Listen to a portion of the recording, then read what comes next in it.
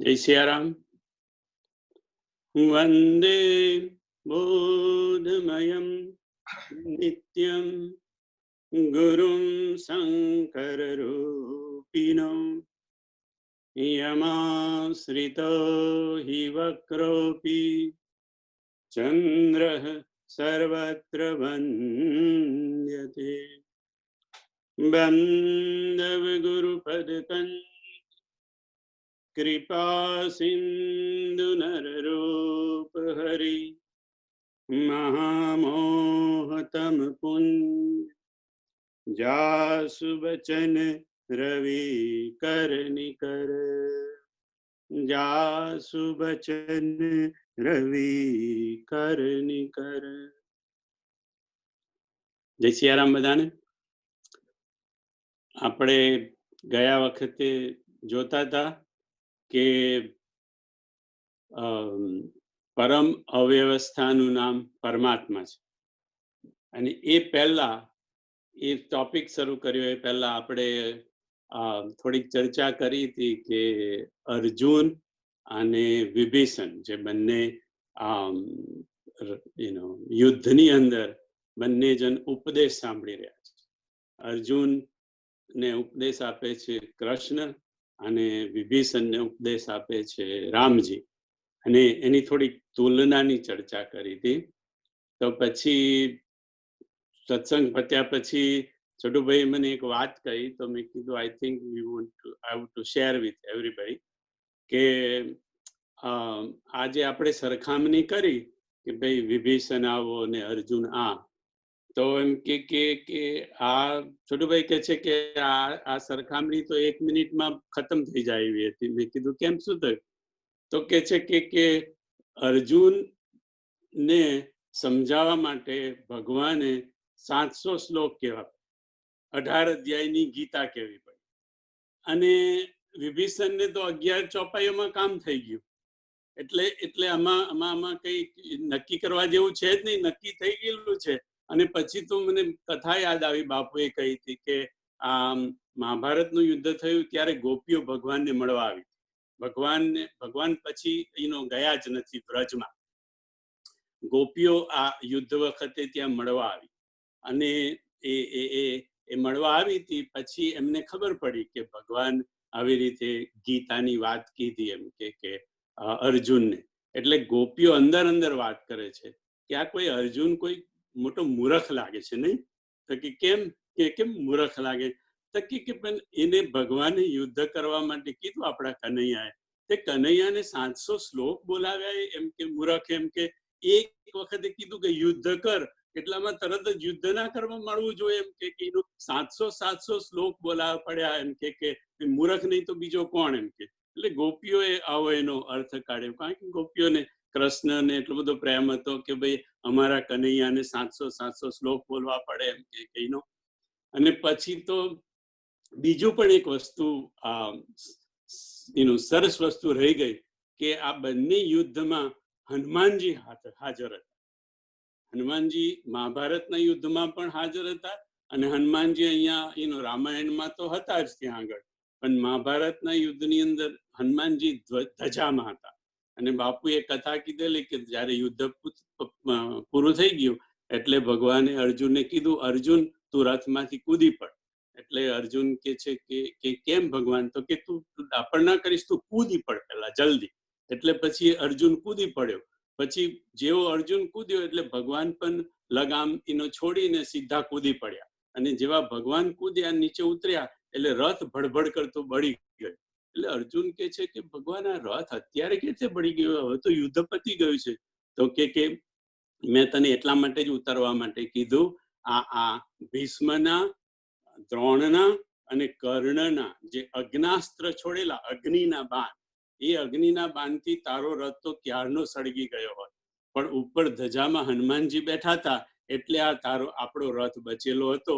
અને મારી એકદમ નજર ગઈ કે હનુમાનજી તો ધજામાંથી નીકળી ગયા, એટલે મેં તને કીધું કે તું જલ્દી ઉતર. અને તું ઉતર્યો ને ઉતર્યો અને તરત જ એમ કે રથ બળી ગયો, કારણ કે બધા અગ્નાસ્ત્ર લાગેલા જ હતા. અને એનો અગ્નાસ્ત્ર એ ફોગટ ન જવા જોઈએ, કારણ કે કળા હતી અગ્નિના બાણની. એટલે પણ ખાલી હનુમાનજીએ એને રોકી રાખે. તો હવે આપણે આ બાપુનું જે વાક્ય હતું એમાં પ્રવેશ કરીએ. પણ એ પ્રવેશ કરીએ પહેલા હું તમને જરાક એક સાવધાન થોડા કરી દઉં. કારણ કે આ બાપુ જ્યારે બોલ્યા કે પરમ અવ્યવસ્થાનું નામ પરમાત્મા છે, ત્યારે એનું મંડપમાં તો ઠીક, પણ આખા આધ્યાત્મિક જગતમાં હલચલ મચી ગઈ હતી. એના પછી એ પછીની કેટલી કથાઓમાં બાપુને પ્રશ્ન આની પર આવતો જ રહે કે બાપુ તમે આ કયા હિસાબે કે કેવી રીતે કીધું કે અમને જરા વધારે સમજાવો કે પરમ અવ્યવસ્થાનું નામ પરમાત્મા. કારણ કે અમે તો એવું જ સમજીને મોટા થયા છીએ કે પરમાત્મા એટલે પરમ વ્યવસ્થા, અને આ તમે કીધું કે પરમ અવ્યવસ્થાનું નામ પરમાત્મા. એટલે બાપુએ એની જુદી જુદી રીતે જુદા જુદા દાખલા આપીને કેટલીય કથાઓ એના પછીની કલકત્તા પછીની કેટલીય કથાઓમાં આનું નિરૂપણ કર્યું હતું. હવે એ બધું નિરૂપણ કરવા જઈએ તો ઘણો બધો સમય થઈ જાય. એટલે હું તમને પહેલા એનો સાર કહી દઉં. એટલે કે ભાઈ કાલે અમારે ત્યાં મધુભાઈ આવ્યા હતા, તે મધુભાઈ પણ કહેતા હતા કે ભાઈ હવે આ પરમાત્મા વ્યવસ્થા કે અવ્યવસ્થા, ઉમાકાંત, આ બધામાં જઈએ તો આપણું ક્યાં પાડ આવે. એના કરતા ઈશ ભજન સારથી સુજાના, ઈશ્વરનું ભજન આપણે તો એ પકડાઈ ગયું છે, એ જ પકડી રાખવાનું, એ જ સારું ને. આ બધામાં ક્યાં આપણે પડીશું કે પરમાત્મા પરમ વ્યવસ્થા કે પરમ અવ્યવસ્થા. એટલે એ મતલબ એની વાત તો બરાબર, પણ એ વાત તો બાપુને પણ ખબર છે કે ભાઈ આ બધું અવ્યવસ્થા કે વ્યવસ્થા, પણ એમ કે આમ તો ભગવાનનું ભજન જ કરવાનું હોય, તો પછી આ અવ્યવસ્થા ને અવ્યવસ્થાનું આપણને આટલી બધી વખત આટલી બધી કથામાં કીધું કેમ? તો એનું સારું કીધું કે બાપુને ખાસ એના દ્વારા આપણને એવું કહેવું, એવું આપણને સમજાવતું કે પરમાત્મા પાસે કાયમ જ તમે વ્યવસ્થાની અપેક્ષા ના રાખશો. પરમાત્મા પાસે તમે કાયમ વ્યવસ્થાની જ અપેક્ષા ના રાખશો કે ભાઈ આપણને એવું થાય કે ભાઈ આ જુઓ ને, આ બધા આ ગુંડા લોકો, આ લુચ્ચા લોકો, આ બધા માફિયા લોકો, આ બધા આટલો કેર વર્તાવે છે અને કેવા લહેરથી ફરે છે. ભગવાન કઈ જોઈ છે કે નથી જોતો? એટલે એ ભગવાન કેવી રીતે કયું કામ કરે, ક્યારે કરે, એ ભગવાન પણ છોડ દે. કારણ કે આપણને આ બધી વસ્તુમાં સમજણ નહીં પડે. ભગવાન કયું કામ કેવી રીતે શાના માટે કરે છે એ તો પછી આપણને બધું જ્યારે સમજાવે ત્યારે બધું ખબર પડે. આપણે એક દાખલો આપણે જોઈએ, ભાગવતમાં આવે કે કોઈ રાજા હોય, એ રાજાએ એનો ઘોડો લંગડો થઈ ગયો હોય, તે ઘોડાને ઉતારી અને પછી જો કોઈ બ્રાહ્મણને જોડી દે રથની અંદર, અને પછી એને કોયડા મારે એને કે ભાઈ બરાબર ચાલતો નથી એવું કરીને, એ દ્રશ્ય આપણે જોઈએ તો આપણને શું લાગે કે આ રાજા છે કે કોણ છે? એમ કે આવી રીતે પ્રજાને, તેમાંય બ્રાહ્મણને કોયડા મરાતા હોય. આપ બધા જાણો છો હું કોની વાત કરું છું. જડ ભરતની વાત ભાગવતમાં આવે. પણ પછી આપણને જયારે સમજાવે કે જડ ભરત કોણ હતો, એ રાજા કોણ હતો, એ બ્રાહ્મણ કોણ હતો, તો આપણને પછી થાય ઓ આવું હતું એમ કે. એટલે ભગવાન, મારે કહેવાનો મતલબ ભગવાનની દરેક ક્રિયાની અંદર આપણને એવું લાગે કે ભાઈ આ આમાં કઈ વ્યવસ્થા જેવું નથી, આ બધી અવ્યવસ્થા જેવું લાગે છે. પણ એની પાછળ ભગવાનનું કઈ કારણ હોય, આપણને એ અવ્યવસ્થા લાગે. એટલે અને એક કારણ. બીજું કે વેદો શું કે છે ભગવાનને માટે? વેદો હંમેશા ભગવાન માટે એક જ શબ્દ વાપરે, રાઈટ? શું વાપરે? નેતિ નેતિ. હવે નેતિ નેતિ એટલે શું? ન ઈતિ. ન ઈતિ, ઈતિ એટલે આ, અને ન એટલે આ નહીં. ભગવાન માટે તમે જે પણ કંઈ કહો એટલે વેદ તરત જ કહી દે નેતિ નેતિ, આ નહીં, આ નહીં. ભગવાન આવા તો કે એવા ખરા, પણ આ નહીં. ભગવાન આવા તો કે આવા ખરા, પણ આ નહીં. એટલે આ નહીં, નેતિ એટલે ન ઈતિ, એનું નામ નેતિ. એટલે એને કોઈ પણ વસ્તુ તમે ભગવાન માટે કહો એટલે વેદ તરત જ બોલી જાય કે નેતિ નેતિ. દરેક ભગવાન સગુણ હોય તો કે સગુણ હોય પણ નેતિ. તો કે કેમ? તો કે સગુણ હોય ને અગુણ પણ હોય, એટલે નિર્ગુણ પણ હોય. પછી ભગવાન કોમળ હોય તો કે નેતિ. કોમળ હોય ને કઠોર પણ હોય. તો કે ભગવાન કઠોર હોય? તો કે ના, નેતિ. કઠોર હોય ને કોમળ પણ હોય. એટલે ભગવાન માટે તમે કોઈ પણ શબ્દ વાપરો એટલે વેદ તરત જ કહી દે કે નેતિ. આવા ખરા પણ આ નહીં, એનું નામ નેતિ, ન ઈતિ. એટલે ભગવાન માટે આપણે કહીએ ને ભગવાનને ઘેર દેર છે પણ એનો અંધેર નથી. તો બાપુ કે ભગવાનને ઘેર દેર પણ છે અને અંધેર પણ છે.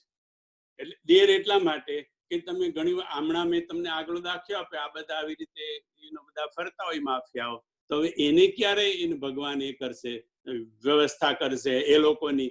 તો કે દેર છે, વાર છે, આ જન્મમાં નહીં આગલા જન્મમાં થશે. એટલે દેર છે. અને દેર પણ નથી. ગજેન્દ્રનો દાખલો લો, દ્રૌપદીનો દાખલો લો, પ્રહલાદનો દાખલો લો, તો તાત્કાલિક આવી ગયા છે. એટલે એને ત્યાં દેર પણ છે અને દેર નથી પણ. એને ત્યાં અંધેર છે અને અંધેર નથી પણ. હવે ભગવાનને ઘેર અંધેર છે એવું કેવું એ જરા અઘરું કામ છે કે ભાઈ ભગવાનને ઘેર અંધેર. કે ભગવાનને ઘેર અંધેર એટલા માટે કે ભગવાન બધી વ્યવસ્થા કરે અને ભગવાન જેને જેને જે વ્યવસ્થા સોંપે એ બધાએ એની ભગવાને જે પ્રમાણે કહ્યું હોય એ પ્રમાણે કરવું પડે. ધારો કે ચિત્રગુપ્તને પોર્ટફોલિયો આપ્યો હોય, એ ચિત્રગુપ્તે ભગવાનના એના પ્રમાણે કરવું પડે. શિવજીને પોર્ટફોલિયો આપ્યો એ શિવજીએ સાચવવો પડે. જેને જેને ભગવાન જે પોર્ટફોલિયો આપે, જે કામ સોંપે એ બધાએ ભગવાન જે પ્રમાણે કે એ પ્રમાણે એને કરવું પડે. પણ નારદજી જેવા સંતે કીધું કે ભગવાન તમારે ઘેર બધું અંધેર છે, તમારે ઘેર છે ને બધું કારણ કે અંધેર એટલા માટે છે કે એ તમારે જે કરવું હોય એ તમે કરો. તમે બધાના માથા ઉપર, તમે બધાને જેમ કહો એમ બધાએ કરવું પડે. પણ તમારા માથા પર કોણ? તમે તો પરમ સ્વતંત્ર, તમારે જે કરવું હોય તે કરો. અને પછી તો એનો દાખલો આપ્યો, મથત સિંધુ રુદ્રહી બૈરાય અસુર પ્રેરી સુર પાન કરાય, અસુર પ્રેરી વિષ પાન કરાય. મથત સિંધુ, સિંધુને જ્યારે સમુદ્રનું મંથન કર્યું ત્યારે શું કર્યું? મથત સિંધુ રુદ્રહી બૈરાય. એટલે કે રુદ્રને તમે બાવરા કરી દીધા, ભોળા, ભોળવી નાખ્યા. અને પછી શું કર્યું?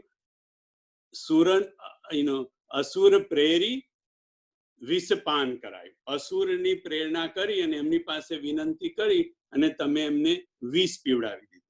અને તમે શું કર્યું? અસુર સુરા વિષ સંકરહી. અસુર સુરા, જે અસુરો હતા, દાનવો, એમને તમે સુર આપી દીધી તમે અને વિષ શંકરી, શંકરને તમે ઝેર આપી. સમુદ્ર મંથનમાં 14 રત્નો નીકળ્યા અને જોડે જોડે વિષ પણ નીકળ્યું અને દારૂ પણ નીકળ્યું. તો તમે શું કર્યું? તો કે દાનવોને બધાને તમે સુર આપી દીધું, શંકરને તમે ઝેર આપી દીધું. અસુર સુરા વિષ શંકરહી આપુ રમા મની ચારો, સ્વાર્થ સાધક કુટિલ તુમ સદા કપટ વ્યવહારો. તમારો વ્યવહાર કેવો છે? બધો કપટ વાળો છે.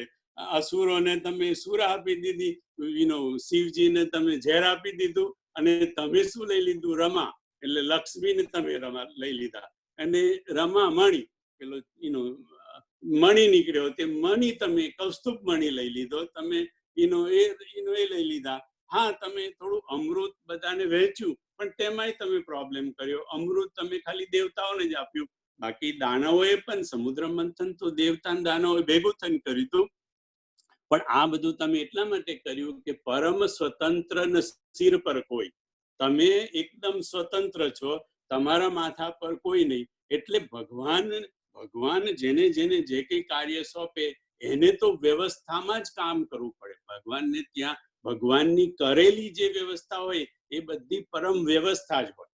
પણ ભગવાન પોતે વ્યવસ્થા પ્રમાણે પણ કરે અને એની જો ઈચ્છા થાય સ્વતંત્ર છે તો તમને એવું લાગે કે આ તો કઈ વ્યવસ્થા છે. જેવી રીતે જ્યારે એમને લાગ્યું કે ભાઈ સતી વૃંદાનું મારે સત તોડાવવું છે, જ્યારે જલંધર મરતો નતો ત્યારે જલંધર મરતો નતો, રાઈટ? એમાં સતી વૃંદાનો તો કઈ વાંક જ નતો ને. સતી વૃંદાનો શું વાંક હતો? પણ તમે એનું સતીપણું તમે તોડાયું. જ્યારે તમારે તોડવું હોય ત્યારે તમે જે કરવું હોય તેમ કરી શકો, કારણ કે તમે પરમ સ્વતંત્ર. એટલે આપણે પણ જો અહીંયા સામાન્ય આ પ્રેસિડેન્ટ હોય, આપણે ગમે તે ઓબામા હોય કે ક્લિન્ટન હોય કે બુશ હોય, જે બધા ગયા તે, એ લોકો જે દિવસે જવાના હોય એને આગલે દિવસે એ લોકો 200 જણને છૂટ આપી, પેલું પ્રેસિડેન્શિયલ પાર્ડન કે. એટલે એની અંદર કોણ હોય? બધા લગભગ ચોરો જ હોય. બધા આ બધા જે બધા માફિયા અને આ બધા ગુંડાઓ અને આ બધા ડ્રગ વાળાઓ અને એમાં 2-4 જણ એવા કોઈક હોય કે જે નિર્દોષ, જે એને સજા થઈ ગઈ હોય, કારણ કે કોર્ટમાં સાબિત ના કરી શકાય, કોર્ટના બધા દાવ પેચને લીધે, તો એવા 2-4 જણને ટોકન માટે એવા 2-4 જણને હોય. બાકી મોટા ભાગના તો આવા જ બધા હોય, ગુંડાઓને. પણ એમને સત્તા, કારણ કે એમને જે કરવું. હવે ત્યારે તો આપણને આ કેટલી અવ્યવસ્થા છે, આમ વ્યવસ્થા છે, રાઈટ? આખી કોર્ટ છે બધી. એમાં કોર્ટની અંદર મોટો માણસ હોય એનો પણ કેસ ચાલે. પણ પછી જ્યારે પાર્ડન કરવાની વાત, ઇન્ડિયામાં પણ આ દશા છે. એટલે દરેક દેશની અંદર આપણે ત્યાં રાષ્ટ્રપતિને એનો આપેલું છે, મને જ્યાં સુધી ખબર છે ત્યાં સુધી. એટલે કે જે રાજા હોય, અને આ તો રાજાધિરાજ છે, એટલે એને જે કરવું હોય એ કરી શકે. એટલે જ્યારે બાપુએ કીધું કે પરમ અવ્યવસ્થાનું નામ પરમાત્મા છે, એટલે એનો મતલબ કે પરમાત્મા વ્યવસ્થામાં જ હોય છે, પણ એને જ્યારે ઈચ્છા થાય ત્યારે એ વ્યવસ્થાની બહાર પણ જઈ શકે છે. એટલે પરમ તમને અવ્યવસ્થા જેવું પણ લાગે. એક બીજો પણ દાખલો આપ્યો કે આપણી લોન હોય, અને લોનની અંદર જેને આપણે બધું લેન્ડસ્કેપિંગ કર્યું હોય, એમાં કેવું હોય કે એક ગુલાબનો છોડ મૂક્યો હોય, પછી બીજો છોડ, ને પછી આ, એટલું બધું એકદમ સરખું પ્રમાણસર ને ગોઠવેલું. એટલે એમ કે સુંદર લાગે. એટલે આપણી લોન બહુ સુંદર લાગે, લેન્ડસ્કેપિંગ બહુ સરસ લાગે. પણ આપણે ધારો કે કાશ્મીરમાં જઈએ, હિમાલયમાં જઈએ, કાં તો સ્વિટ્ઝરલેન્ડની બધી પર્વતોને આપણે જોઈએ, ઊટીની વાદીઓને બધું જોઈએ, તો આપણને ત્યાં કોણ બધું આવીને ગોઠવી ગયું? એ બધું પરમાત્માની અવ્યવસ્થા. કાં તો બધું એક એવું કરે, આ ઝાડ પછી આ પેલું ઝાડ, ને આના પછી આવું, એ તો અવ્યવસ્થા જ હોય. પણ પરમાત્માની આપણી વ્યવસ્થા જેટલી સુંદર હોય છે, પરમાત્માની અવ્યવસ્થા એના કરતા પણ વધારે સુંદર હોય છે. કારણ કે બધું એ તો આશરે જ ભગવાને ગોઠવેલું હોય છે. એટલે પરમાત્માને માટે વ્યવસ્થા કે અવ્યવસ્થા, બેવ માટે તમારે એક જ શબ્દ વાપરવો પડે, નેતિ. હવે ધારો કે 1 સેકન્ડ માટે તમે એવું માની લો કે આ પરમાત્માને ત્યાં વ્યવસ્થા જ હોય, બીજું કઈ હોય જ નહીં. ચલો માની લો. તો પછી વેદે એવું કેવું પડે ને કે આપણે પૂછીએ કે વેદને પૂછીએ કે વેદ ને જે પરમાત્મા એટલે પરમ વ્યવસ્થા, તો વેદ શું જવાબ આપે? પરમાત્મા એટલે પરમ વ્યવસ્થા. તો જો વ્યવસ્થા જ હોય તો વેદથી નેતિ તો કહેવાય નહીં ને, કારણ કે જો વ્યવસ્થા જ હોય તો. પણ એમાંય વેદમાં તો બીજો કોઈ શબ્દ છે જ નહીં, નેતિ. એટલે કે પરમાત્મા પરમ વ્યવસ્થા છે, વેદ કે નેતિ. તો કે કેમ? તો કે એ વ્યવસ્થા જ હોય છે, પણ એને જ્યારે ફાવે ને ત્યારે અવ્યવસ્થા, એટલે કે નેતિ. તો પછી બીજું કે પરમાત્મા પરમ અવ્યવસ્થા છે, તો કે નેતિ. તો કે કેમ? તો કે ક્યારેક અવ્યવસ્થા હોય, ક્યારેક એનો ફાવે તો વ્યવસ્થા હોય. એની માથા પર કોઈ નહીં, એને જે કરવું એ કરે. એટલે મૂળ સાર એટલો કે પરમાત્મા તમારા કોઈ ઢાંચાની અંદર બંધાઈ ના જાય. પરમાત્માને તમારા કોઈ ઢાંચામાં કે એને આમ જ કરવું જોઈએ, આવી રીતે જ થવું જોઈએ. એટલે આપણને આ સમજાવવા માટે કીધું કે પરમાત્મા પાસે એવી કોઈ ફિક્સ એ નહીં કરશો કે ભાઈ હું તારા આટલા જાપ કરું છું, કે હું આમ કરું છું, હનુમાન ચાલીસા કરું છું, કે રામાયણનો પાઠ કરું છું, ને તું પછી મને આમ કેમ કરે છે, તેમ કેમ કરે છે, અને આ પેલો કશું નથી કરતો, પેલા એ લોકો બધા લહેરથી ફરે છે, ને મારે એવી કોઈ તમે આશા રાખશો નહીં. એને જ્યારે ફાવે ત્યારે વ્યવસ્થા, અને એને જ્યારે ફાવે ત્યારે અવ્યવસ્થા. કારણ કે પરમ સ્વતંત્ર ન સિર પર કોઈ. આ સંત નારદના ભલે તે વખતે નારદ ગુસ્સામાં હતો, પણ નારદના શબ્દો છે એટલે મેં તમને કીધું. અને મેં અગેન કે આ પરમ અવસ્થાની ચર્ચા તો કદાચ એનો અંત જ આવે નહીં, પણ એટલું યાદ રાખજો કે પરમાત્મા માટે વેદોએ નેતિ નેતિ નેતિ શબ્દ વાપર્યો છે. આ નહીં, આ નહીં, આવા ખરા પણ આ નહીં, આવા ખરા પણ આ નહીં. એટલે પરમાત્મા વ્યવસ્થાપન નહીં અને પરમાત્મા અવ્યવસ્થાપન નહીં. એને જે ઈચ્છા થાય એ કરે. એનું એક વખતે ગાંધારીએ પણ કીધું ભગવાનને, ભગવાન કૃષ્ણ ભગવાનને કે ભગવાન તમે ધારત તો આ યુદ્ધ રોકી ના શક્યા હોત. તો કે છે કે માં એમ કે હું ધારત તો પણ ન રોકી શકત. તો કે કેમ? તો કે એ નિયતિ હતી, કે નિયતિ હતી. તો કે પણ એનો ત્યાં ગાંધારી તો ત્યાં અટકી ગયા, પણ આગળ પૂછવું હોય તો એ નિયતિ નક્કી કોણ કરે? એ નિયતિ નક્કી કોણ કરે? એનો ભગવાનની ઉપર કોઈ બીજી સત્તા છે જે નક્કી કરે? નહીં, ભગવાન જ નક્કી કરે નિયતિ. પણ પછી નક્કી કરીને છોડી દે, એની અંદર ઇન્ટરફિયર ના કરે. એ નિયતિનું બાપુએ વચ્ચે થોડું પણ એનું સમજાવ્યું હતું. પણ પછી એમને પણ એવું જ કીધું કે આ બધા વિષયો બધા કહત કઠિન, સમજત કઠિન, સાધત કઠિન વિવેક, એના જેવું છે. એટલે આને તો આપણે પણ નેતિ નેતિ નેતિ કરીને આગળ વધવા. હવે ધર્મરથમાં જઈએ આપણે. અને ધર્મરથ અને અધર્મરથ. ધર્મરથ એટલે આપણે ચર્ચા થઈ કે સત્ય, પ્રેમ ને કરુણા. એટલે ધર્મ એટલે ધર્મના સૂક્ષ્મ લક્ષણો, જે બાપુએ કીધું તે સૂક્ષ્મ ધર્મ. તો સૂક્ષ્મ ધર્મ કયો? તો કે જે ધર્મમાં સત્ય હોય, જે ધર્મમાં પ્રેમ હોય અને જે ધર્મમાં કરુણા હોય, એ જ ધર્મ. બાકીનો તમારે જો કરુણા વગરનો કે પ્રેમ વગરનો કોઈ ધર્મ હોય તો એવું સમજવાનું કે એનો ધર્મના કપડા પહેરીને અધર્મ આવેલો છે. એટલે ધર્મ જ્યાં હોય ત્યાં ત્રણ વસ્તુ હોવી જોઈએ: સત્ય હોવું જોઈએ, પ્રેમ હોવું જોઈએ અને કરુણા હોવી જોઈએ. તો તમારી પાસે બધા પાસે કાગળિયું તો છે જ. તો એની અંદર જેટલા લક્ષણો છે તે લક્ષણો આપણે જોઈ જઈએ. પહેલા ધર્મના લક્ષણો એટલે સત્ય, પ્રેમ, કરુણાના, જેટલા આપણે આ છેલ્લા દિવસોમાં ચર્ચા કરી તે. અને પછી અધર્મ રથના જે લક્ષણો જે છે તે ખાલી હું વાંચી જઉં છું, કારણ કે આપણે એની ચર્ચા તો ખૂબ કરી અને અગેન એનો પાર આવે. તો સત્ય, શીલ, સૌરજ, ધીરજ, બલ, વિવેક, દમ, પરહિત, ક્ષમા, કૃપા, સમતા, ઈશ ભજન, વૈરાગ્ય, સંતોષ, દાન, સુમતિ, શ્રેષ્ઠ વિજ્ઞાન, સમ, શાંતિ, અહિંસા, સત્ય, અસ્તેય, બ્રહ્મચર્ય, અપરિગ્રહ, પવિત્રતા, તપ, સંતોષ, સ્વાધ્યાય, સમાધિ અને વિપ્ર અને ગુરુની સેવા. આટલા લક્ષણો ધર્મરથના લક્ષણો છે. હવે આપણે અધર્મરથના લક્ષણોનું પણ વર્ણન જોઈ જઈએ. અધર્મરથ એટલે રાવણનો રથ. એટલે એની અંદર છે અસત્ય, નફરત અને હિંસા. જેવી રીતે સત્ય, પ્રેમ, કરુણા છે, એવી રીતે અસત્ય, પ્રેમને બદલે નફરત ને કે દ્વેષ, અને કરુણાને બદલે હિંસા.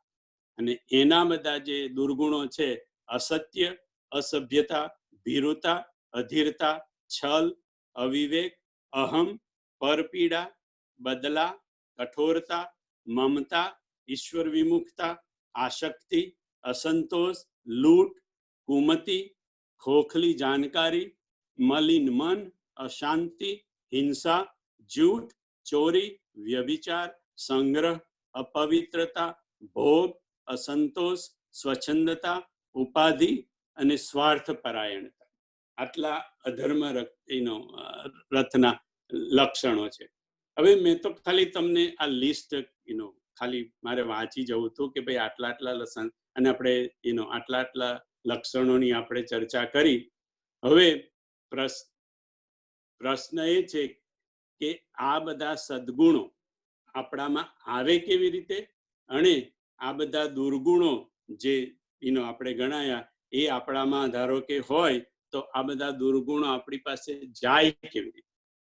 આપણે મૂળ તો આ છે ને કે આ ધર્મરથની ચર્ચામાં મૂળ તો આપણે આ લેવાનું છે ને કે ભાઈ આ સદગુણો આપણી પાસે આવે કેવી રીતે, આ સદગુણો આવે તો સમજવાનું કે આપણી પાસે ધર્મરથ છે, અને જો દુર્ગુણો આપણી પાસે વધારે હોય તો સમજવાનું કે આપણો અધર્મરથ છે.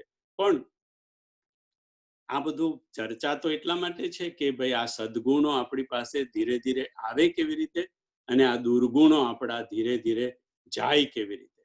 તો આપણે કોને પૂછીશું કે ભાઈ અમે આટલા આ બધા ગુણોમાંથી એક વખત આપણે ચર્ચા થઈ હતી કે આપણે બધું જ એક સાથે કરવા જઈએ છીએ એટલે પછી આપણો મેળ પડતો નથી, કારણ કે આટલા બધાની અંદર આપણે બધું કરવા જઈએ છીએ બધું ઘણું, અને પછી થાય છે એવું કે આ બધામાંથી કશું એ થતું નથી.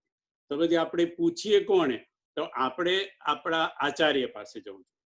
એટલે આપણો આચાર્ય કોણ? છોટુભાઈને તો લગભગ ખબર હશે કે આપણો આચાર્ય કોણ છે એનું, કારણ કે રામાયણમાં કીધું કે વિષયી સાધક સિદ્ધ સયાને ત્રિવિધ જીવ જગ વેદ બખાને. વેદે કીધું કે 3 જાતના જીવ છે, એક વિષયી જીવ છે, એક સાધક જીવ છે, અને એક સિદ્ધ જીવ છે. અને ચોથો બાપુ કે આ તો હું મારી તરફથી કહું છું, રામાયણમાં તો 3 જ જીવ છે, પણ ચોથો શુદ્ધ જીવ છે. તો આપણે બધા વિષયી જીવ કહેવાય. ક્યારેક ક્યારેક આપણે સાધક કક્ષામાં આંટો મારી આવીએ, પણ આપણો મોટા ભાગનું રહેઠાણ તો વિષય. એટલે હવે વિષયનો આપણો એનો આચાર્ય જે હોય એ આપણા આચાર્ય, આપણો જે ગુરુ હોય, આપણો ગોર જે હોય એની પાસે આપણે જવું જોઈએ ને, એટલે આપણે એની પાસે જઈએ. એટલે આપણો ગોર છે, બાપુએ કીધું કે વિષયનો આચાર્ય છે સુગ્રીવ, સાધકનો આચાર્ય છે વિભીષણ, અને સિદ્ધનો આચાર્ય છે લક્ષ્મણજી. એટલે આપણે આપણા આચાર્ય પાસે જઈએ એટલે સુગ્રીવ પાસે જઈને સુગ્રીવને ભાઈ કે અમારે આ બધા જે બધા ગુણો છે, સદગુણો, એ અમારા જીવનમાં લાવવા છે, તો તમે અમને કંઈક થોડીક હેલ્પ કરશો? એટલે સુગ્રીવ કીધું હા હું તમને કહું. યહ ગુણ સાધન તે નહીં હોઈ, तुम्हारी कृपा पाव कोई कोई, यह गुण साधन ते नहीं होई, तुम्हारी कृपा पाव कोई कोई. સુગ્રીવે તો આપણી જેમ હાથ ઊંચા કરી દીધા કે યહ ગુણ સાધન તે, આપણે સાધના કરીને આજે મેં લિસ્ટ કીધું એ બધા ગુણો આપણામાં આવે. સત્ય, પ્રેમ, કરુણાની આખી જે એનો મંડળી છે એ સાધના કરીને આપણા જીવનમાં આપણે કર્યું, ટ્રાય પણ કર્યો ને આપણને અનુભવ છે કે આ બધું કશું આવ્યું નથી. કેમ? કારણ કે સુગ્રીવે આપણા આચાર્યએ કહી દીધું કે યહ ગુણ સાધન તે નહીં, આ બધા સદગુણો ભગવાન સાધના કરવાથી કઈ અમારામાં આવે નહીં. તો કેવી રીતે આવે? તુમ્હારી કૃપા પાવ કોઈ કોઈ, જો તમારી કૃપા મળી જાય તો વળી કોકને વળી આ બધા સદગુણો પ્રાપ્ત થઈ જાય. તો પછી બીજો પ્રશ્ન થાય કે ભાઈ ભગવાનની કૃપા કેવી રીતે થાય? કારણ કે આ સદગુણો આવે તો કૃપા થાય તો આવે ને. તો કે ભાઈ ભગવાનની કૃપા કેવી રીતે થાય? તો કીધું મન ક્રમ વચન છાંડી ચતુરાઈ, ભજત કૃપા કરી હહી રઘુરાઈ.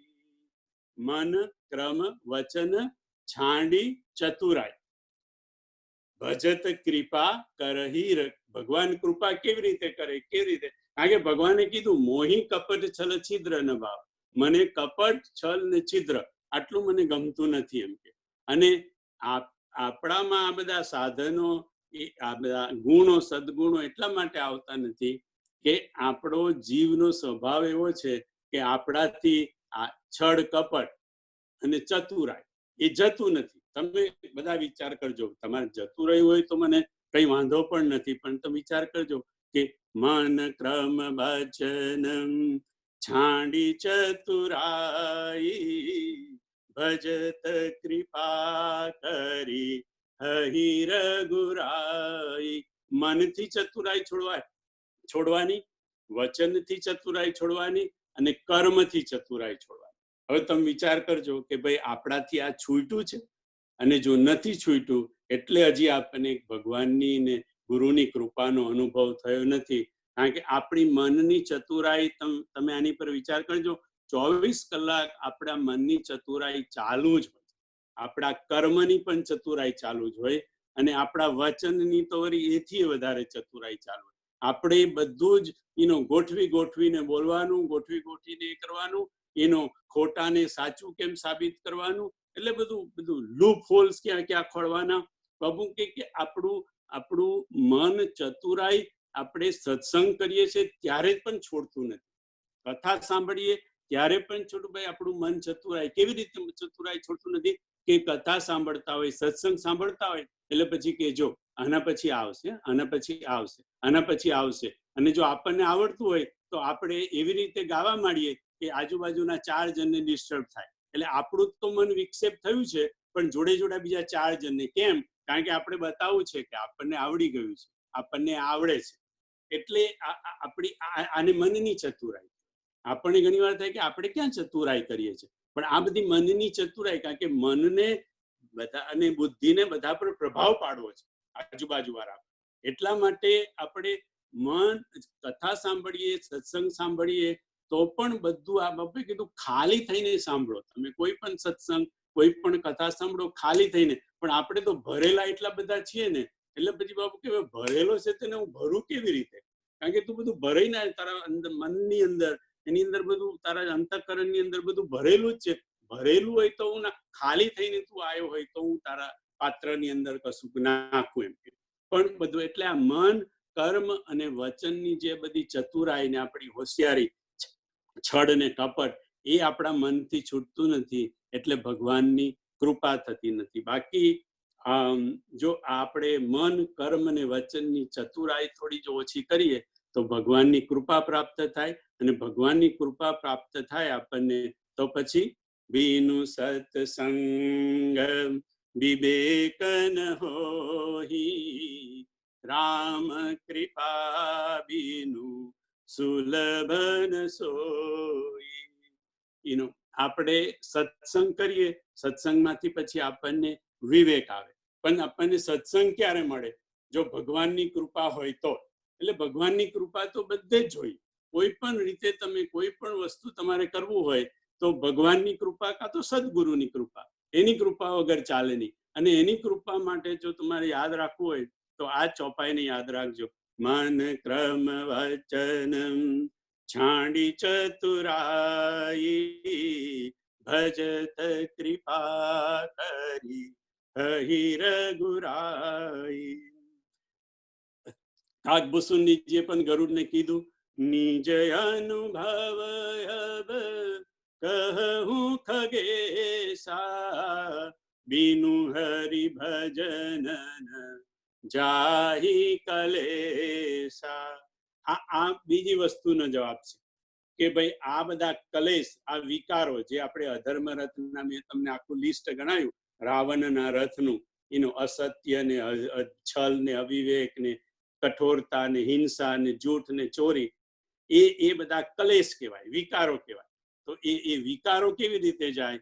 તો કાગભૂષુંડી કહે છે, નિજ અનુભવ કહું ખગેશા, બીનું હરિ ભજન જાહી કલેશા.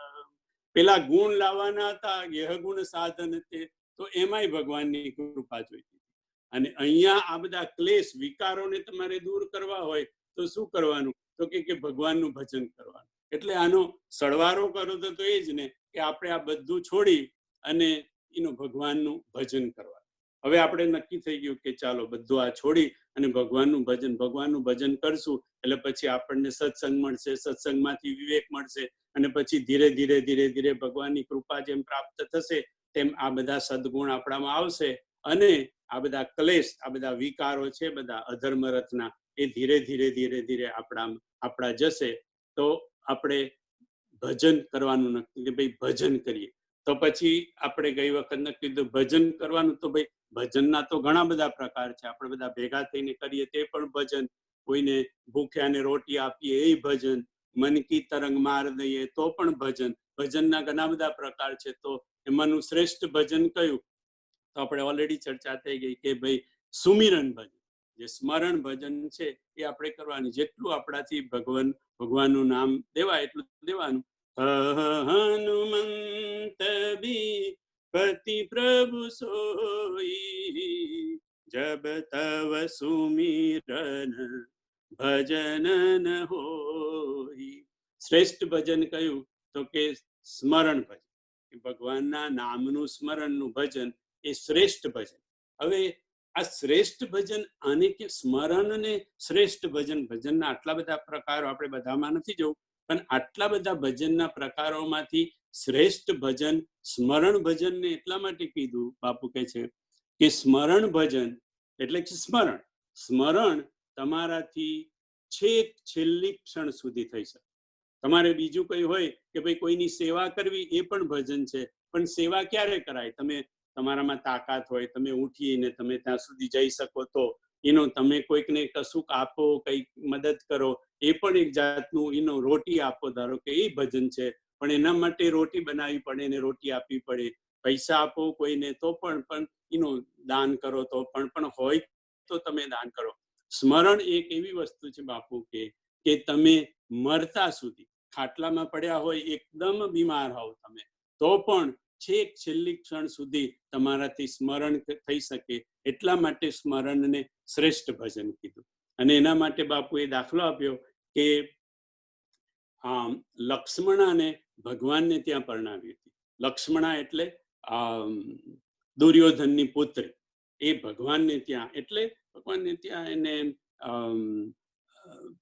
મેં બાપુ પાસેથી તો નથી સાંભળ્યું, પણ બાપુજી પાસેથી મેં નાનપણમાં સાંભળેલું કે આ લક્ષ્મણા જે હતી ને, એ બળદેવના દીકરાની, બલરામના દીકરાની જોડે એનું લગ્ન થયું. બાપુ જયારે જયારે આ કથા કે છે ત્યારે કે છે કે ભગવાનની પુત્રવધુ, પણ ભગવાનની એટલે એ લોકો તો જોડે જ રહેતા હતા, ભગવાન ને બલરામ ને બધા એનું સંયુક્ત કુટુંબમાં. તો લક્ષ્મણા એ દુર્યોધનની દીકરી અને ભગવાનને ત્યાં પરણાવી હતી, પુત્રવધુ ત્યાં હતી ભગવાનના ઘરમાં. તો ભગવાનનું જયારે એનો છેલ્લી અવસ્થા હતી ત્યારે એનો કૃષ્ણ ભગવાનની સેવા આ લક્ષ્મણા કરે છે.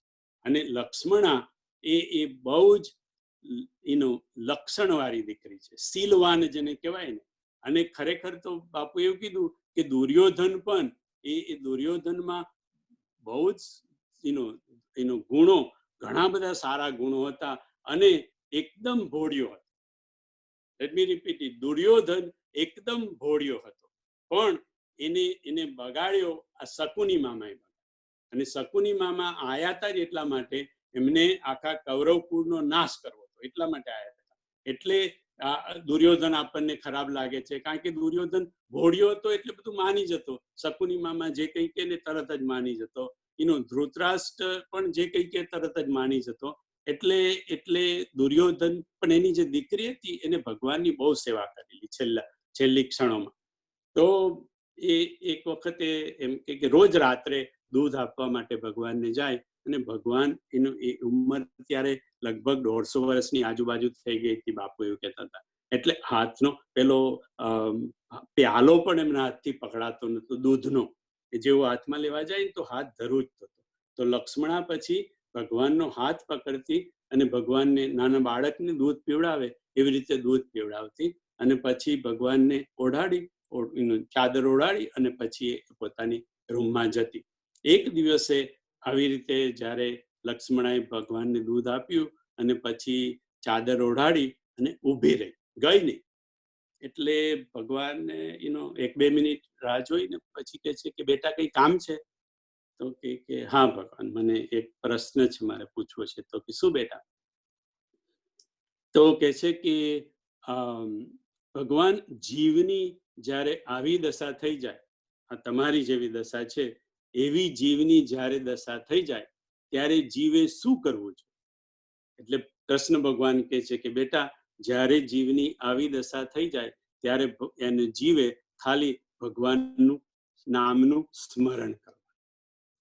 એટલે કે એનું નામ સ્મરણ તમારાથી કોઈ પણ ક્ષણે થઈ શકે, અંતિમ ક્ષણો સુધી પણ થઈ શકે એટલા માટે સ્મરણ ભજનને શ્રેષ્ઠ ભજન કીધું. બીજા બધા ભજન પણ ભજન જ છે, પણ શ્રેષ્ઠ ભજન એટલે કે સ્મરણ ભજન, ભગવાનના નામનું સ્મરણ કરવાનું. હવે આપણે આ ધર્મરથ જોયો, કે ધર્મરથના બધા સદગુણો જોયા, અધર્મરથ જોયો, અધર્મરથના બધા દુર્ગુણો જોયા. તો હવે એની ફલશ્રુતિ શું? કે ભાઈ આપણે આટલી બધી ચર્ચા કરી ધર્મરથની, સત્ય, પ્રેમ, કરુણા, અને એની ફલશ્રુતિ શું? તો કે જેને ફલાદેશ કે છે. તો ફલાદેશ શું? એનું તો ધર્મરથમાં તો એવું લખ્યું છે, સખા ધર્મમય અસરથ જાકે જીતન કહન કત હું રીપુતા કે મહા અજય સંસાર રીપુ જીતી સકઈ સો વીર જાકે અસરથ હોય દ્રઢ સુનહુ સખામતી ધીર. ધર્મરથની ફલશ્રુતિ કે ભાઈ આની, અને આજે હું તમને જરા એક બીજી વસ્તુ કહી દઉં કે આજે ઘડિયાળ તરફ જોશો નહીં. મેં અલાર્મ મૂક્યું નથી, કારણ કે આજે આપણને સરલાબેને કીધું છે કે તમારે જેટલો ટાઈમ જોઈતો હશે એટલો તમે લેજો. તમારે છોટુભાઈ, નરેશભાઈ કોઈ ટાઈમ જોવાનો નથી. આપણે જ્યાં સુધી આ પતે ત્યાં સુધી ચાલુ રાખવાનું છે. ઊંઘ આવે તો બંધ કરીને સુઈ જજો. એટલે સખા ધર્મમય અસરથ જાકે જીતન કહન કત હું રીપુતા કે. એની ફલશ્રુતિ શું થઈ ધર્મરથની? તો કે સખા, જેની પાસે આવો ધર્મરથ હોય એને જીતન કહન કત હું રીપુતા કે, એને પછી જીતવા માટે કોઈ શત્રુ રહેતો જ નથી. કારણ કે જો આવો રથ ને આ બધા સદગુણો આપણામાં આવી જાય તો પછી આપણને કોઈ શત્રુ લાગે જ નહીં. આપણને પછી બધા સિયારામમય સબ જગ જાની એવા જ લાગે. એટલે પછી તો એની ફલશ્રુતિ આ થઈ કે ભાઈ આ ધર્મરથના બધા લક્ષણો આવી જાય તો પછી તમને કોઈ પણ શત્રુ દેખાય નહીં, તમને બધા સિયારામ જેવા. એની એક ફલશ્રુતિ. બીજી ફલશ્રુતિ શું છે? મહા અજય સંસાર રીપુ જીતી સકઈ સો વીર જાકે અસરત હોય દ્રઢ સુનહુ સખામતી ધીર. મહા અજય સંસાર રીપુ જીતી સકઈ સો વીર, જેની પાસે આવો રથ આવી જાય એ વીર પછી આ મહા અજય સંસાર, આ સંસાર રૂપી જે શત્રુ છે એ મહા અજય છે, એને જીતવું બહુ ડિફિકલ્ટ છે. એવા શત્રુને પણ તમે જીતી શકો જો આવો રથ તમારી પાસે આવી જાય, આ સદગુણો બધા તમારી પાસે આવી જાય તો આ તમે સંસારના રીપુને, સંસાર રૂપી શત્રુને તમે જીતી શકો. આ એની બીજી ફલશ્રુતિ. પહેલી ફલશ્રુતિ કે આપણને કોઈ શત્રુ દેખાય નહીં. બીજી ફલશ્રુતિ કે આ મહા અજય જેવો જે સંસાર રૂપી શત્રુ છે એને આપણે જીતી શકીએ. બાપુએ ત્રીજી ફલશ્રુતિ કીધી કે દાદાએ આવું કીધું હતું કે બેટા આ સંસાર છે ને એ રીપુ નો. અહીંયા લખ્યું છે શું? મહા અજય સંસાર રીપુ. પણ બેટા સંસાર એ રીપુ નો. સંસારમાં તો આપણે પણ આવી ગયા. સંસાર કોને કહેવાય? આપણે ને બધા આપણા કુટુંબીજનો, આપણા આજુબાજુના બધા જ. સંસારમાં તો સંતો પણ હોય. એટલે કે સંસાર જે છે ને એ શત્રુ નથી. સંસારમાં રહેલા શત્રુ છે તેને જીતવાના છે. સંસારમાં કયા શત્રુ રહેલા છે? તો કે કામ, ક્રોધ, લોભ, મદ, મોહ, જેટલા બધા આપણે અધર્મરથના જે લક્ષણો જે બધા કીધા એ બધા શત્રુઓ છે. જે ક્લેશ છે, બધા જે વિકાર છે તે સંસાર રીપુ. એટલે સંસાર રીપુ એ સંસાર રીપુ નથી, સંસાર ના રીપુ, સંસારમાં રહેલા રીપુ. સંસાર પોતે રીપુ નથી. સંસારમાં તો આપણે છીએ, સંસારમાં સંતો છીએ. એ સંસારની તો આપણે સેવા કરવાની છે. દાદાએ એમને આવો અર્થ કીધો કે બેટા સંસારના જે શત્રુ, જે આ બધા દુર્ગુણો છે ને એ રીપુને આપણે જીતી શકીએ જો આવો રથ ને આ સદગુણો બધા આપણી પાસે. તો ત્રણ ફલશ્રુતિ થઈ. એક ફલશ્રુતિ કે આપણને કોઈ શત્રુ દેખાય નહીં. બીજું કે માની લો કે સંસાર રૂપી શત્રુને આપણે જીતી શકીએ. અને ત્રીજું, સંસારમાં રહેલા વિકાર રૂપી જે શત્રુઓ છે એને આપણે જીતી શકીએ. 3. તો મેં તમને આ ગણાયા અલગ, મેં આંકડો નથી કર્યો, પણ જે કઈ 20-25, ગીતામાં તો 27 સદગુણોની ચર્ચા આવે છે, દૈવી ગુણોની. તો આટલા ગુણો છોટુભાઈ આપણે મહેનત કરીને પ્રાપ્ત કરીએ તો એની ફલશ્રુતિ એ કે આપણને કોઈ શત્રુ ન દેખાય, આપણે સંસાર રૂપી શત્રુને જીતીએ, કાં તો સંસારના રહેલા બધા શત્રુઓ વિકારોને જીતીએ. એ ફલશ્રુતિ આટલી મહેનત કરીને આપણને આ મળે. એટલે એક દિવસે મને રતિભાઈનો ફોન આવ્યો, મને કહે છે કે ઉમાકાંત, આ તો બરાબર લાગતું નથી કે આપણે આટલી બધી મહેનત કરીએ અને પછી આપણને કોઈ શત્રુ દેખાય નહીં, આપણને કોઈ એમ કે સંસારને આપણે જીતીએ. આપણે જીતવું ક્યાં છે એમ કે આ તો બધું પણ એમ કે બીજી કોઈ ફલશ્રુતિ હોય. અને પછી એમને જ મને આ એક ચોપાઈ મોકલી, દોહો મોકલ્યો, જેની અંદર છોટુભાઈ ખરેખર આનું ધર્મરથની ફલશ્રુતિ આ 3 તો છે, કારણ કે લખેલી છે, ધર્મરથમાં જ લખેલી છે કે ભાઈ આ હોય તો તમને કોઈ શત્રુ દેખાય નહીં, આ હોય તો સંસાર રૂપી શત્રુને તમે જીતી શકો. પણ ચોથી ફલશ્રુતિ, અને મને એવું લાગે છે કે એકદમ પરફેક્ટ ફલશ્રુતિ એ જે આ રતિભાઈ મને દોહો મોકલાયો ને એની અંદર છે. બિરતિ ચર્મ અસી જ્ઞાન મદ લોભ મોહ રિપુમારી. બિરતિ ચર્મ, વિરક્તિ રૂપી ચર્મ, એટલે કે ઢાલ. આપણે છતાં કે ઢાલ કઈ છે? વૈરાગ્ય. અને આ કોની વચ્ચે ચર્ચા ચાલે છે? કાગભૂષુંડી અને ગરુડજી વચ્ચે. ને કાગભૂષુંડી કોણ છે? સંત છે. પેલા ભગવંત હતા, રામજી ભગવંત છે. એટલે ભગવંતની એનો ભાષામાં બોલે છે, આ સંત આપણી ભાષામાં બોલે છે, કારણ કે સંત આપણી નજીક હોય બાપુ. એટલે એનું સંત શું કીધું? બિરતિ ચર્મ અસી જ્ઞાન, એટલે વિરક્તિ રૂપી વૈરાગ્ય રૂપી ઢાલ, અને જ્ઞાન રૂપી અસી એટલે તલવાર. જ્ઞાન રૂપી કો અને બુદ્ધિ રૂપી કો, બુદ્ધિમાં જ્ઞાન હોય, બુદ્ધિ રૂપી તલવાર કો.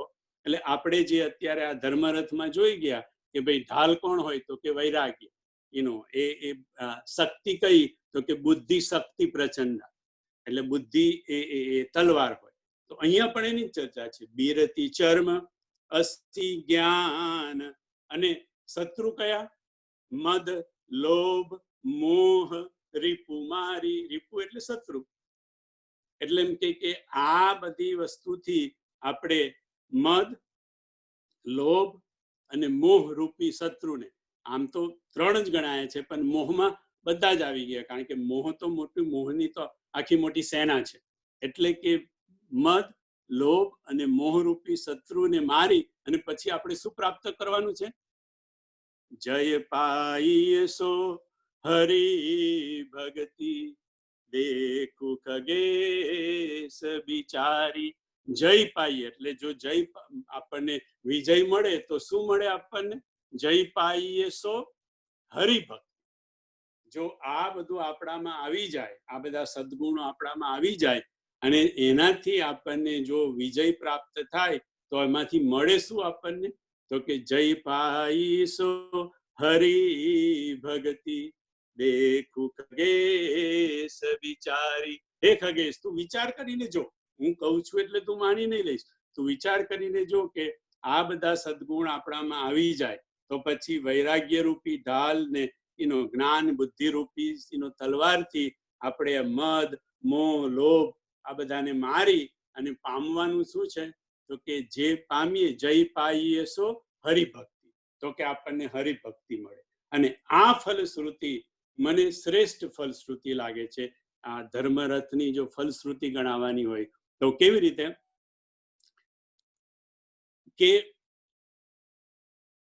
આ ફલશ્રુતિ બાપુની 6 કથાની અંદર હું છેલ્લા દિવસે જોતો હતો. બાપુ છેલ્લે ફલશ્રુતિ છેલ્લા દિવસમાં કહે ને એટલે, પણ ક્યાંય મને સ્પષ્ટ રૂપે એનો મળી નહીં. પણ એક કથામાં આનો ઉલ્લેખ છે.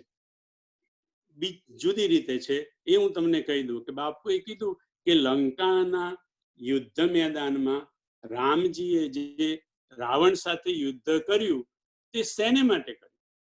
રાવણને મારવા માટે કર્યું, રાવણનું લંકા લેવા માટે કર્યું, રાવણની સંપત્તિ માટે કર્યું, શેને માટે કર્યું?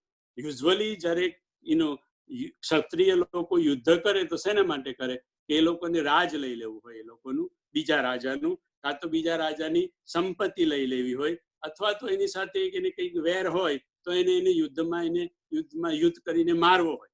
ભગવાનને રાવણને મારવો છે, ભગવાનને રાવણનું લંકા લેવી છે, કે ભગવાનને એની સંપત્તિ જોઈએ છે? અને આપણે જો જાણીએ છીએ કે ભગવાને તો એની સંપત્તિ લીધી નથી, રાજલંકાનું રાજ પણ કે વિભીષણને આપી દીધું, અને એને મારવાની તો વાત જવા દો, એનું તાસુ તેજ સમાન પ્રભુ આનંદ, એને પોતાનું તેજ ભગવાનના ચહેરાની અંદર ભગવાને લઈ લીધું રાવણનું. એટલે રાવણને મારવાને તો મોક્ષ આપ્યો, રાવણને મારવાનો પણ ઈરાદો તો નથી, માર્યો ખરો પણ મોક્ષ આપ્યો.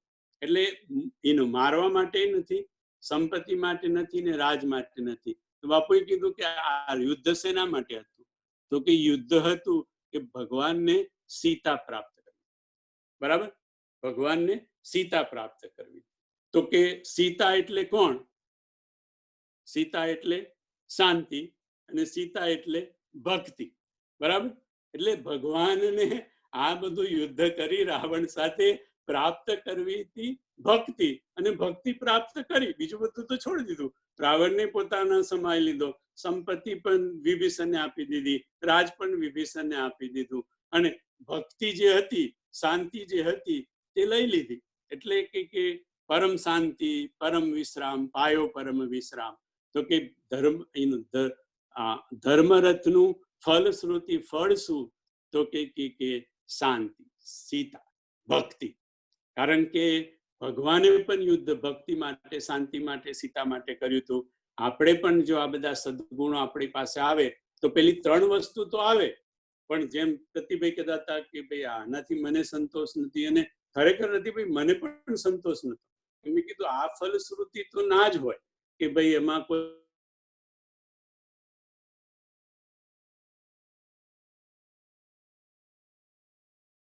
રીપુ અને જીતી શકીએ, પણ એનાથી ઉત્તમ ફલશ્રુતિ એ છે કે આપણને ભક્તિ પ્રાપ્ત થાય, આપણને શાંતિ પ્રાપ્ત થાય. જેમ રામનું આ યુદ્ધ રાવણ જોડે સીતાને મેળવવા માટે હતું, શાંતિ મેળવવા માટે હતું, ભક્તિને પ્રાપ્ત કરવા માટે હતું. એટલા માટે આ ધર્મ રથની ફલશ્રુતિ જો એક શબ્દમાં કેવી હોય તો શાંતિ, સીતા, ભક્તિ. આટલા દિવસથી આપણે બધા ધર્મરથનું એનું ચર્ચા કરતા હતા, અને મેં કીધું હતું કે આજના દિવસે તો મારે ગમે એટલે ટાઈમ થાય પણ પૂરું કરવું છે, છતાંય સમયની મર્યાદાનું ધ્યાન રાખવા માટે કોશિશ કરીશ.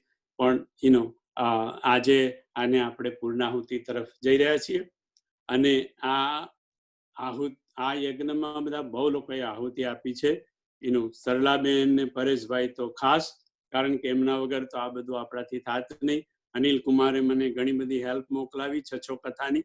રતિભાઈએ મને ફલશ્રુતિનું દોહો મોકલીને મારી ફલશ્રુતિ સરખી કરી આપી કે ભાઈ ધર્મરથની ફલશ્રુતિ તો ભક્તિ જ હોય, બીજું કાંઈ હોય નહીં. બીજું બધું આવી જાય તો જુદી વસ્તુ છે. કાગભૂષણને જ્યારે ભગવાને બધા સદગુણો આપ્યા તો કાગભૂષણને કીધું પણ ભગવાન મનમાં ભગવાન આ બધા સદગુણોને હું શું કરું? તમે બધા સદગુણો આપવાની વાત કરી, પણ ભક્તિ આપની દેન ન કહી. ભક્તિ હિના સબ સુખ કૈસે લવન બિના બિન વ્યંજન જૈસે. મીઠા વગરની જેમ રસોઈ હોય એના જેવું થઈ ગયું કે ભક્તિ વગર આ બધા ગુણો, આ બધા સદગુણો આપણામાં આવી જાય, પણ ભક્તિ ના હોય તો શું કરું? એટલે કાગભૂષણની પણ કહે છે કે ભગવાન તમે મને બધું આપવા કીધું, પણ તમે ભક્તિ આપવાની તો વાત જ ના કરી. એટલે આપણામાં આ બધા ગુણો આવી જાય, પણ જ્યાં સુધી ભક્તિ ના આવે ત્યાં સુધી ઓડકાર ના આવે. એટલે આની ફલશ્રુતિ ભક્તિ. એટલે રતિભાઈનો પણ આભાર. નરેશભાઈ ને છોટુભાઈએ પણ જે કઈ ત્રુટીઓ આમ તેમ હતી તેને થોડી એડ કરી, અને તમે બધાએ જ આ યજ્ઞમાં થોડી પોતાની આહુતિ આપી છે. બધા કોઈએ ગાઈએ, કોઈ સાંભળીને બધાને. તો બધાનો ખૂબ ખૂબ આભાર. બાપુ કહે છે કે કોઈ પણ આપણે યજ્ઞ કરીએ, કર્મ કરીએ તો 3 વાર, જો કઈ ત્રુટિ રહી ગઈ હોય તો 3 વાર આપણે એક મંત્રનો જાપ કરીએ તો બધી ત્રુટિઓ હોય એ બધી આપણી ત્રુટિઓ પુરાઈ જાય. તો આપણે બધા જ 3 વાર કરીએ. હરયે નમઃ, હરયે નમઃ, હરયે નમઃ. અને છેલ્લે આ ધર્મરથની 2 ચોપાઈઓ, જેને મુખ્ય ચોપાઈઓ છે, એ મુખ્ય ચોપાઈઓ આપણે ગઈ લઈએ. સાથે ગઈશું.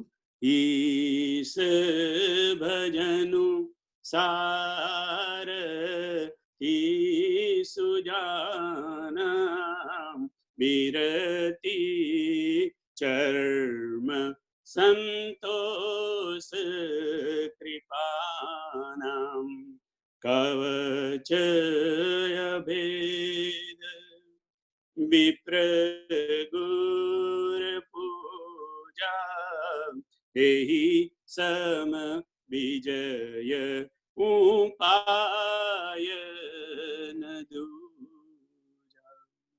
જય સિયારામ બધાને. જય સિયારામ. જય સિયારામ.